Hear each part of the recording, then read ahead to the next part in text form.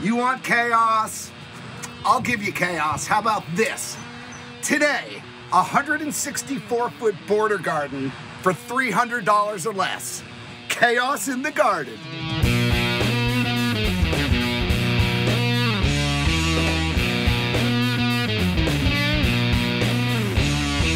Here's my Roman road, which could look a little rustic, but now it comes time for the border on either side. So it's 82 feet long, so I have 164 feet of border to fill.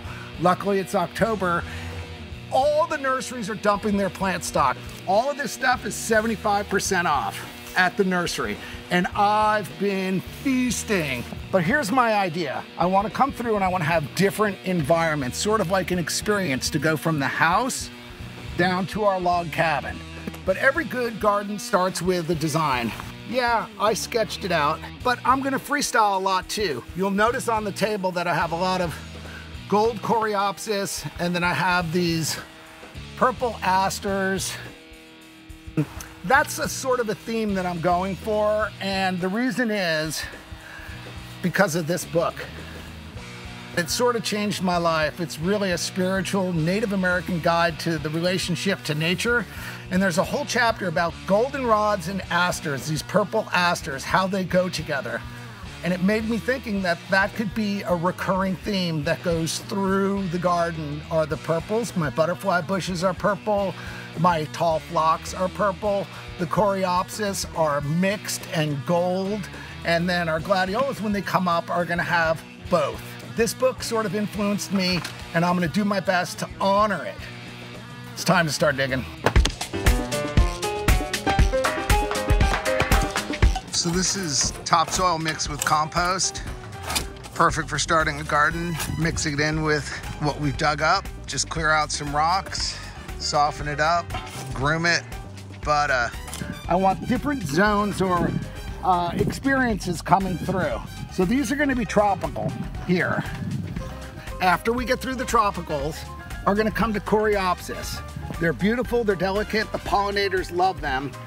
Behind these coreopsis, I'm gonna do butterfly bushes, and those are purple and like bluish purple. They'll play off of that, but it'll give height on both sides.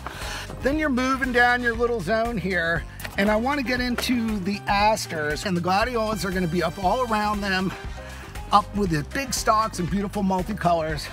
I'm gonna use these viburnum, these Prague viburnum, because they have beautiful flowers in the spring, but they'll grow big and bushy and kind of together.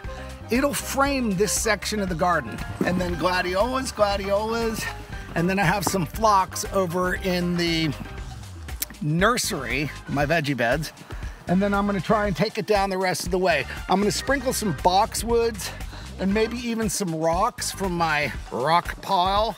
But this is what's going on inside my head. This is my Super Bowl. This is my Christmas morning. Getting to lay these out, and finally this time of year where you can get plants for so cheap, 75% off, it's on. Over here is my vegetable garden that we took down a couple weeks ago, and as I'm collecting plants from the nursery, I put them in here. They're all dried out. These are my tall phlox, but I've been watering them. It's the end of the season. They'll die down and come back. But the tip is, go ahead and put them in the dirt. Don't leave them in the pots, especially if it's gonna be more than a few weeks. All of these plants here, there, and here are gonna go into our border. I've been waiting weeks for this. So now it's just a matter of getting them safely over there and getting them into the ground. And all we're gonna do is just take happy plants and just move them over. I'm not sure where the tall phlox is gonna go yet, but I'm gonna start moving it over. If you want a $300 border garden, you're gonna have to reuse and transplant some plants. Here I have a boxwood. I'm gonna move it down here to sort of anchor this little area. They're not real formal boxwoods, but they still are gonna show a little bit of structure to the end of the border garden. And I'm thinking just about putting them here, one on either side, as a little punctuation, one here and one there. For my border, symmetry is important. Like I want it to be a mirror on both sides. Out of the chaos comes order, and I sort of like order. The chaos is getting it. On our patio is a container filled with lavender, which is technically a perennial, and they'll like it if it's dry and drained.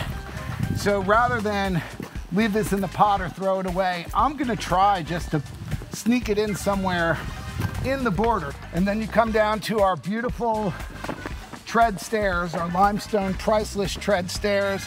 We unearthed them like an archaeological dig from the front of the yard. We moved them down here to this little slope by the end of our Roman road, and we just set them in some gravel and then built these little platforms. So now it's like this estate setting, all for free, stuff that I salvaged. And look at how this turned out. Then we lined it with these foundation stones that I salvaged from an old church, coincidentally the same year that our house was built, 1880. That's where these came from. My found treasure has paid off, and I'm crazy about these stairs. And then I'm gonna put these creeping Jenny plants all along the outside, and it'll have this look like it's been here forever.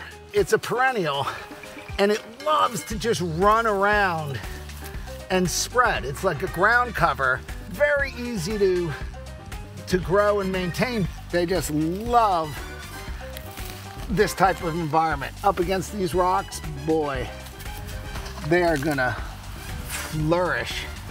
And they're rhizomes, so they'll spread all around. But these, by next summer, will fill this whole area in. Come down and look at all of this. You see this between the stones, these little violet flowers. It's called Blue Star Creeper.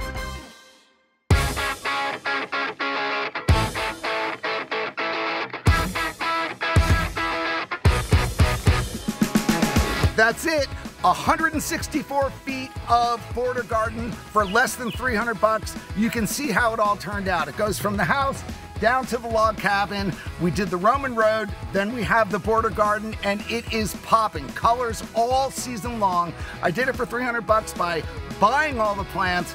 When the nurseries were dumping them, I took care of them, got them into the ground. I have my lavenders, I have my lilies, I have my hydrangea, I have my asters coming up, and they all come up at different times. Anyway, I'm in love with this border garden. I did it for less than 300 bucks, and I did it for you and for me. And I just want you to know that if you want more tips and if you like this type of stuff, subscribe to Chaos in the Garden.